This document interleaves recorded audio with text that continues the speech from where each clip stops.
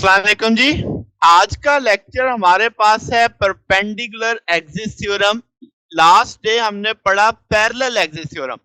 तो आज हमारे पास है परपेंडिकुलर एक्सिस थ्योरम। तो दोनों में फर्क समझते हैं, दोनों को अप्लाई कैसे करेंगे ये भी आज समझेंगे। तो शुरू करेंगे परपेंडिकुलर एक्सिस थ्योरम। जो पैरेलल एक्सिस थ्योरम है वो आप किसी भी ऑब्जेक्ट पे अप्लाई कर सकते हैं, मगर आज जो ये हम पढ़ रहे हैं परपेंडिकुलर एक्सिस थ्योरम, ये सिर्फ हम अप्लाई कर सकते हैं फ्लैट ऑब्जेक्ट्स पे, यानी प्लेन ऑब्जेक्ट्स पे, और कहें तो टू डायमेंशनल ऑब्जेक्ट्स। इसकी दूसरी शर्त ये होगी कि ऐसे ऑब्जेक्ट्स जिनकी थिकनेस यूनिफॉर्म हो और उनकी थिकनेस उनकी दूसरी डायमेंशंस के लिहाज से कंपेरेबल यानी निग्लेक्टेड हो, बेहद थोड़ी हो। बात समझ आ गई? तो ये दो शर्तें होगी एक तरह से कि ये जो आपका परपेंडिकुलर एक्सिस थ्योरम है ये सिर्फ उन ऑब्जेक्ट्स पे लगेगा जो टू डायमेंशनल होंगे, यानी जो प्लेन ऑब्जेक्ट्स होंगे। फिर दूसरी शर्त क्या हो गई कि भाई उन ऑब्जेक्ट्स की जो थिकनेस है वो इंतहाई कम होनी चाहिए एज कंपेयर जो उनकी दूसरी डायमेंशंस हैं, यानी लेंथ और विड्थ के लिहाज से जो थिकनेस है वो इंतहाई कम होनी चाहिए। ठीक होगी बात? अब स्टेटमेंट क्या है, जरा स्टेटमेंट समझ लेते हैं। तो आपके पास अगर हम कहें कि movement of inertia of planar body, यानी अब भाई एक प्लेन है उसका मूवमेंट ऑफ इनर्शिया निकालना है, क्या किस एक्सिस के अलोंग? उस एक्सिस के अलोंग जो उसकी प्लेन पे परपेंडिकुलर होगा। ठीक है, तो अब आपके पास एक प्लेन बॉडी है, आपके पास उसके ऊपर एक एक्सिस है, यानी जो उस प्लेन के ऊपर परपेंडिकुलर है, आप उसके अलोंग उसके about moment of inertia calculate करना चाहते हैं। तो ये जो मोमेंट ऑफ इनर्शिया आएगा ये इक्वल होगा किसके? Sum of moment of inertia of two perpendicular axis. जो आपके पास वो दो परपेंडिकुलर एक्सिस उसी प्लेन के अंदर लाई करेंगे और वो कंकरेंट होंगे, यानी उस पॉइंट पे मीट करेंगे जहां पे हमारा परपेंडिकुलर एक्सिस लाई कर रहा है। तो अब अगर सादा सादा देसी देसी जुबान में बात करें, एक्स वाई जेड आपको तीन कोऑर्डिनेट्स दिख रहे हैं, हम जानते हैं ये म्यूचुअली परपेंडिकुलर होते हैं। अब अगर आप देखो एक्स और वाई उस बॉडी की प्लेन में लाई कर रहे हैं, जबकि जी उस बॉडी की प्लेन के ऊपर परपेंडिकुलर है। तो अब जो मुझे मूवमेंट ऑफ इनर्शिया देखना है वो जी के अबाउट देखना है।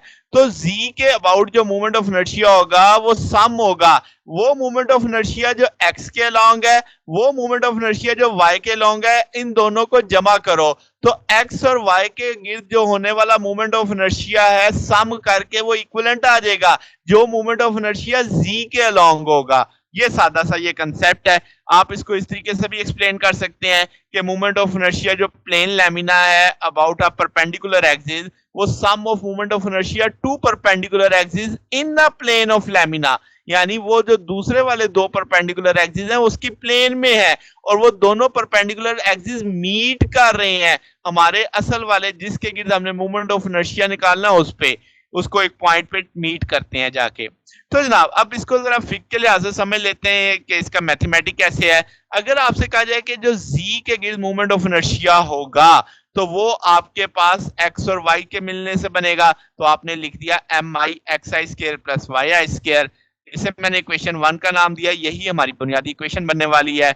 अगर मैं कहूं जी movement of inertia about X axis निकालें तो आप कहेंगे कि भाई आई एक्स बराबर आ जाएगा एम आई जी आई स्क्वायर तो वाई आई स्क्वायर, और यहां से आपके पास जो अब जी आई है ये तो आपके पास जीरो आ जाएगा। क्यों? क्योंकि ये तो आपका ओरिजिन है एक तरह से, इसके गिर्द तो आप मोमेंट ऑफ इनर्शिया निकाल रहे हैं, तो आपका जी आई जीरो आएगा तो ये आपके पास वैल्यू आ जाएगी। इसी तरीके से जो रोटेशनल आपका लैमिना अबाउट वाई एक्सिस होगा तो वो भी इसी टूल से आप निकाल सकते हैं कि जब आप वाई एक्सिस के गिर्द देखेंगे तो इन दोनों को आप सम करेंगे तो आपके पास जी आई तो जीरो है क्योंकि उस बॉडी की प्लेन के अंदर होना चाहिए ना, और जी तो उस बॉडी की प्लेन के अंदर नहीं है, वो तो उस बॉडी की प्लेन से बाहर निकल गया, तो मुझे तो वो लेने हैं जो उस बॉडी की प्लेन के अंदर हो, तो इसलिए मैंने जी आई जीरो कर दिया कि भाई वो तो हमारी बॉडी की प्लेन के अंदर है ही नहीं, तो बाकी ये बच गया अब आपके पास।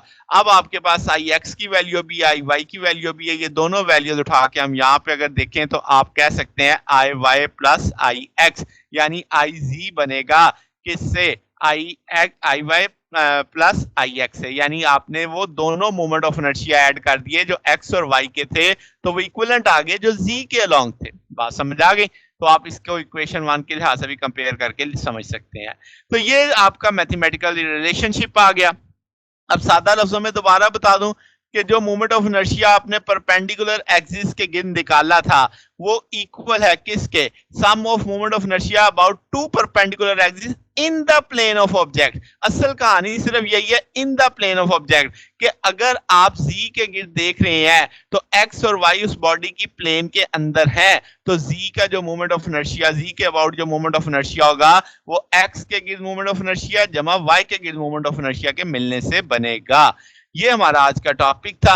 अब ये दोनों पैरेलल एक्सिस थ्योरम और परपेंडिकुलर एक्सिस थ्योरम मिलके हम अप्लाई करेंगे जब हम other than centre of mass, यानी किसी भी एक्सिस ऑफ रोटेशन के गिर्द जब हम उसका मोमेंट ऑफ इनर्शिया कैलकुलेट करना चाहेंगे, तो ये दोनों मिलके हमारी हेल्प करेंगे।